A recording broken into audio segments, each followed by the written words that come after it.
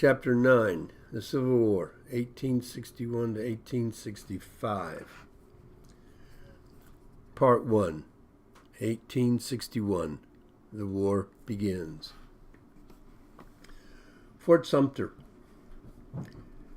With the formation of the Confederacy, vast numbers of Southern officers in the U.S. Army withdrew to the South and began to take command of the 100,000-man army called for by Davis. Cannons designated for the Federal or Union garrisons were seized by Confederate officials, and gold and coin of the Federal mints in the South were confiscated. South Carolina then demanded that Federal troops vacate their various emplacements in the Charleston Harbor region. Union Commander Robert Anderson refused and pulled his troops back to the most defensible position at Fort Sumter. President Buchanan, who still had a couple of months to serve before Lincoln took over, attempted to reinforce the fort, but called off the effort when on January the 9th, a Union supply ship was fired on by shore batteries in Charleston. Buchanan ultimately chose to do nothing in response, realizing that Lincoln was going to have to deal with the situation after his inauguration on March the 4th. Thus, the relief of Fort Sumter became the first order of the day for the new president. But Lincoln could do little to help the heavily besieged fort. On April the 12th, Charleston shore batteries opened a withering fire on Fort Sumter.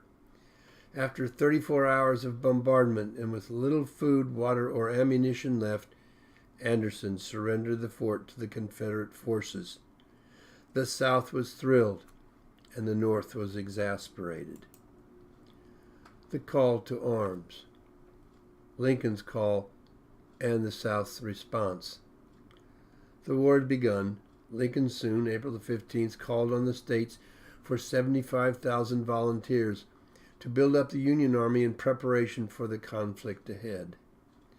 The Tennessee governor flat refused, indicating his readiness to join the Confederacy, which Tennessee did on May the 7th. Arkansas announced its decision to secede on May the 6th. Virginia voted in convention April the 17th to secede, confirmed in a popular referendum on May the 23rd. And on May 20th, North Carolina also joined the group of secessionists. The Confederacy now had 11 members. Kentucky also refused to send troops to Lincoln, though Kentucky was not going to be joining the Confederacy, but instead was going to remain neutral. However, in a number of important ways, this proved to be strategically more beneficial to the Union than to the Confederacy. Slaveholding Maryland and Delaware did not secede, in part because they were divided in opinion on the matter, and in part because they were under the federal gun not to secede. Lincoln was intent in not having the Union capital at Washington lose its links with the North by being surrounded by a rebellious South. Lincoln moved swiftly to stop any idea of Maryland seceding, declaring martial law, sending troops in to secure strategic positions in the state, arresting a large number of Maryland officials, and suspending the writ of habeas corpus, despite the protest of Supreme Court Chief Justice Taney, himself a Marylander. Footnote. First of all, martial law is a much stricter form of law than civil law, enforced by military authority operating under the emergency conditions of war. Secondly, a writ of habeas corpus is a written summons issued by a court of law allowed to any person being held in detention without formal charge or trial first having taken place, requiring that the authority holding that person show a specific cause under the law for the detention, or else requiring the immediate release of that person for failure to show just cause. Missouri, like other border states, was divided in its loyalties, but in the end, a Missouri convention called to decide the matter chose almost unanimously to remain loyal to the Union.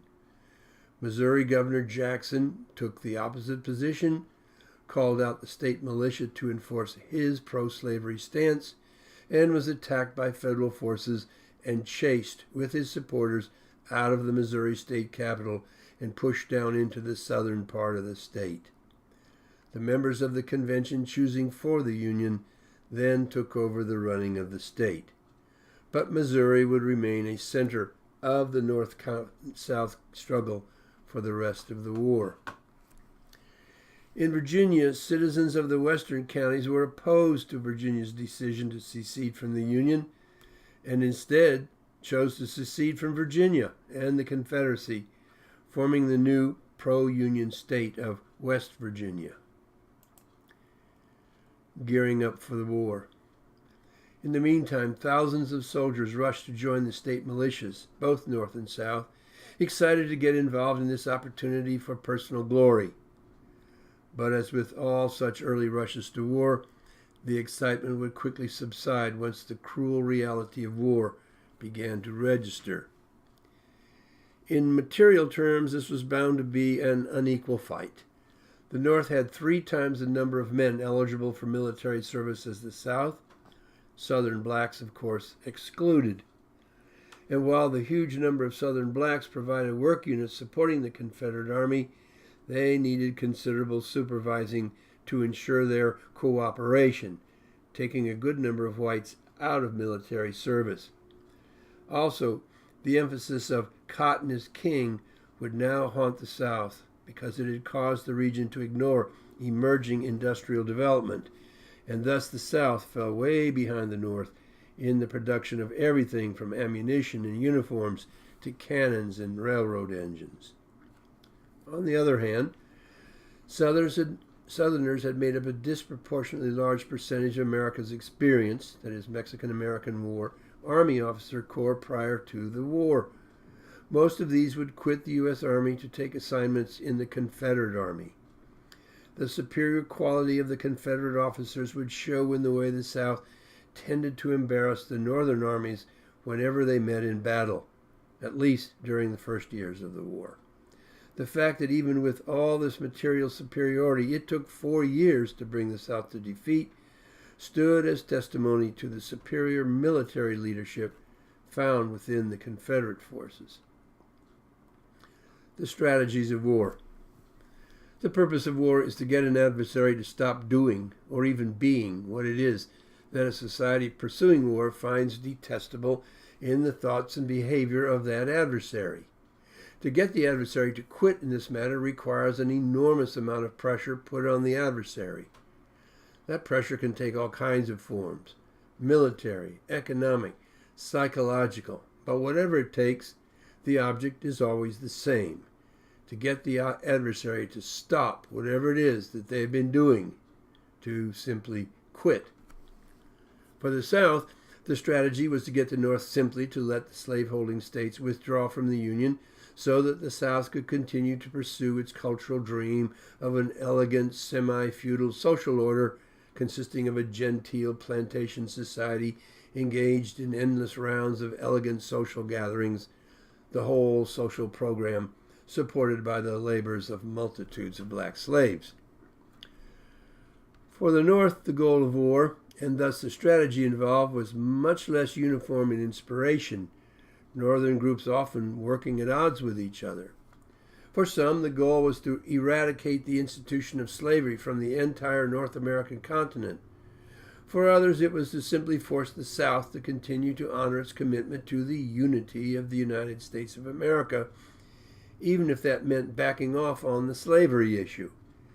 Yet for others, it was a similar hope of enforcing that unity and ending slavery in America as well. This lack of unity of purpose would make things very difficult for anyone given presidential responsibility, as previous holders of the office of U.S. President had already discovered. Thus, the new President Lincoln would be called to a task of unimaginable difficulty. He had therefore a dual set of responsibilities, as he understood the challenge personally. He was determined fully, almost regardless of the costs involved, to maintain the unity of the federal union. That meant full war against any states undertaking rebellion against the Union. But he also had to provide the North with a rallying point that would unite all these conflicting Northern viewpoints, Failure in holding such unity of purpose in the North would be to deliver the South the victory that it sought. As far as the slavery issue went, Lincoln was very cautious about waving the flag of abolitionism, because not only would it complicate the task of keeping the North united, it would merely steel the resolve of the South to continue its struggle, regardless of the costs involved. After all, the purpose of the war is to weaken the resolve of the adversary, not strengthen it. Nonetheless, Lincoln well understood that the slavery issue was at the heart of the crisis that had split the nation. One way or another, the slavery issue could no longer be allowed to infect America's national health. Slavery was going to have to disappear. But just how that would happen, Lincoln seemed to have no particular strategy in mind. He seemed resolved to leave that question up to the fortunes of war and to God, on whom he relied ever heavier as the war between the northern and southern states dragged on. What Lincoln was clear on was his military economic strategy, by which he intended to force the southern states to give up their rebellion once again take their place as full members of the Union.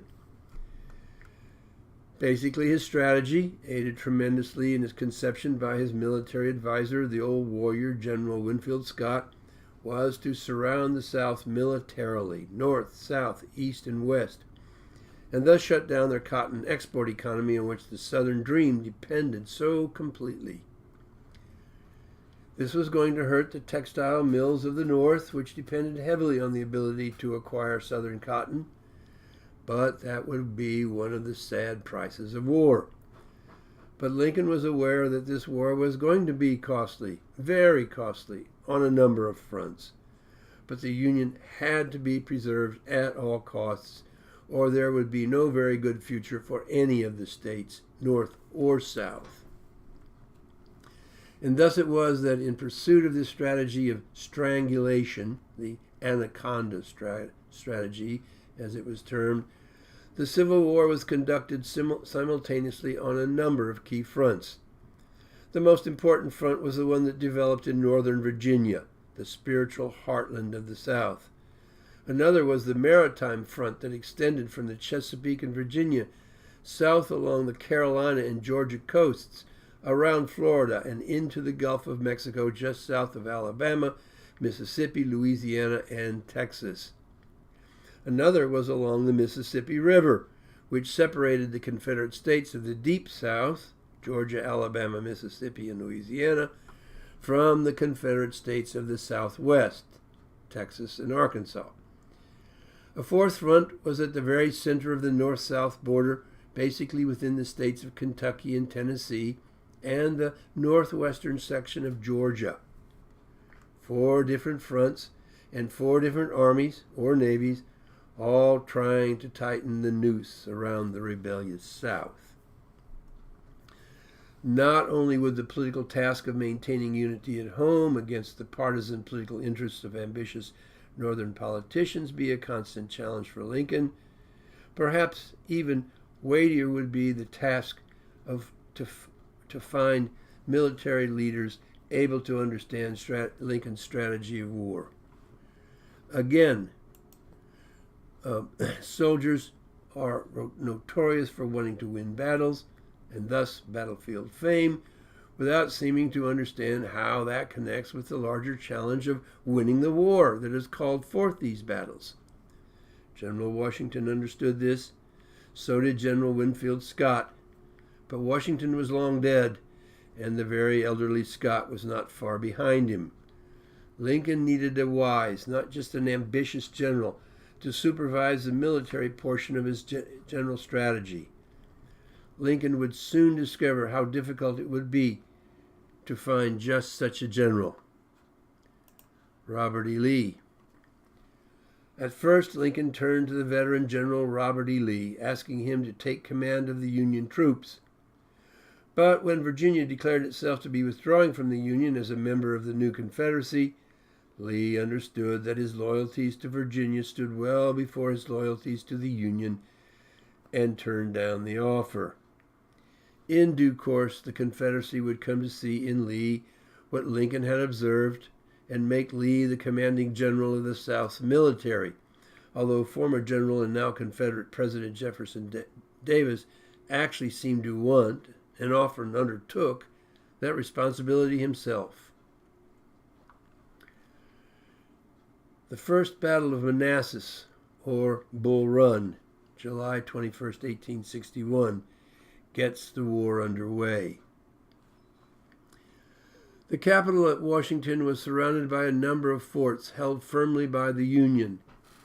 Thus, Virginia had to accept the loss to the Union of the northern part of the state, including Confederate General Robert E. Lee's plantation home in Arlington, just across the Potomac River from Washington.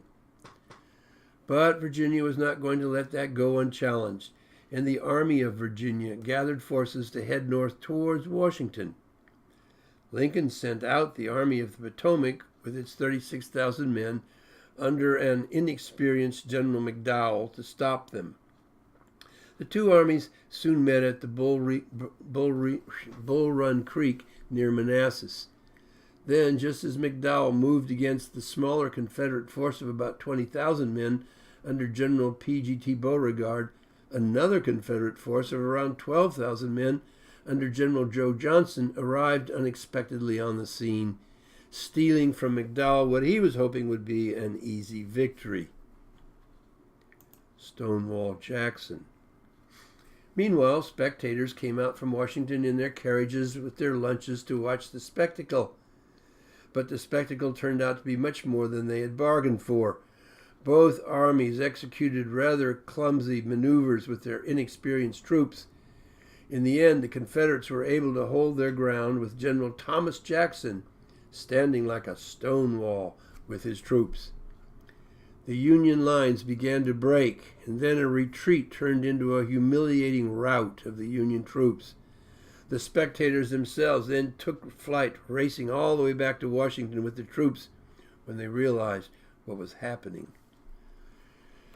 Fear that the Confederate troops might now even turn and continue to march on the capital seized the crowds, but it was not to be.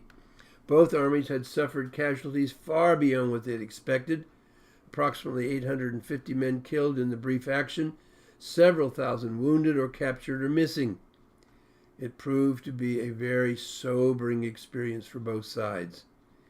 It now dawned on many that this Civil War may indeed not be over by Christmas. Civil War uniforms. At the beginning of the war, the American Regular Army was quite small. There were, however, numerous state militias. These were the mainstay of the Army in its first days, both North and South. At the Battle of Manassas, or Bull Run, in July, considerable confusion existed once the armies met in close combat because of the diversity of the uniforms worn by the various state militias. Most of the regular army remained with the North, and its blue Navy uniforms continued as the identifying color of the regular Union Army. But the state militia uniforms were mixtures of navy blue, light blue, gray, green, red, on both sides. Confederate militias tended to favor the popular gray worn in the military academies by the cadets, but the New York militia also was decked out in the same gray. The confusion proved deadly. As a result of the confusion, the South put the dress regulations into effect in September, whereby all Confederate troops were to wear the gray uniforms, jackets, trousers, caps, and greatcoats. Soon thereafter, the New York militia felt compelled to reuniform itself with the navy blue colors of the North Regular Army. In time, light blue trousers began to replace the navy blue trousers of the Union Army, fairly widely so, although the superior officials tended to stay with the all-navy uniform. At the same time, these same light blue trousers made their way into the Confederate armies as the Confederate soldiers' trousers wore out, and the only available replacements were those seized in a raid on Union supplies, or even, when things got truly desperate, those stripped off dead Union troops. Indeed, the problem of resupplying new or replacement clothing became critical to the South. The blockade had deprived it of imported cloth, a major problem for a society that produced enormous amounts of cotton, but principally for export to clothing mills found in the North or in England.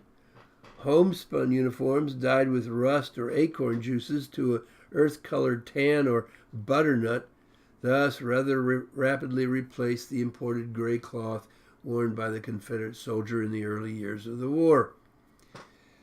Indeed, by the end of the war, any clothing that was still fit to wear became the uniform of the Confederate soldier. The battle further west. Over in the west, Missouri Governor Jackson's pro-slavery militia confronted a Union force that was less than half its size just southwest of Springfield. In the battle, the Union Army lost its commanding general, and yet managed to hold off 3 assaults by the Confederates before running out of ammunition and having to retreat into Springfield.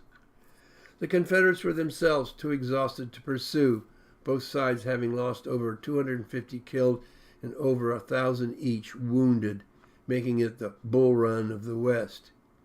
In theory, it was a Confederate victory, but again, all the killing advanced the cause of neither side. The basic profile of the Civil War was beginning to reveal itself. During that first year of the war, there were a multitude of smaller north-south skirmishes and minor battles scattered all over the countryside, though the greatest number took place in Virginia, Kentucky, and Missouri. Again, none of them proved conclusive, but all of them involved more killing and wounding, wounds themselves often proving fatal in the long run on both sides. Ulysses S. Grant. One of the battles occurred November 7th at Belmont on the Missouri side of the Mississippi River, just opposite Columbus, Kentucky. A portion of the Union Army of the Tennessee had been advancing towards Columbus under a somewhat unknown Brigadier General Ulysses S. Grant. He had just scored a victory against the Confederates at nearby Paducah, Kentucky. Now at Belmont, he attacked a similar-sized army of Confederates. The battle proved inconclusive, with both sides each losing over 600 killed or wounded. However, it attracted the attention of Lincoln because of the reports of Grant's impressive leadership. Lincoln would see more of that in the months to come. The Mason-Slidell or Trent Affair. On November 8th, an American ship intercepted the British ship HMS Trent with 2 Confederate officials aboard who were heading for England in the hopes of securing British recognition of the new Confederacy. Official recognition would have given the South considerable international leverage, even financial and military support against the aggressions of the North. The Confederate officials, James Mason and John Slidell, were taken from the ship, causing a major uproar in both the South and in England. The British demanded the release of the prisoners and an apology, underscoring their annoyance by strengthening their military presence in Canada. Several weeks later, Lincoln officially distanced himself from the actions of the American ship's captain and released the 2 Confederates, who then continued on to England, where they failed to receive the diplomatic recognition sought so dearly by the South. Soon thereafter, the diplomatic crisis facing the North blew over.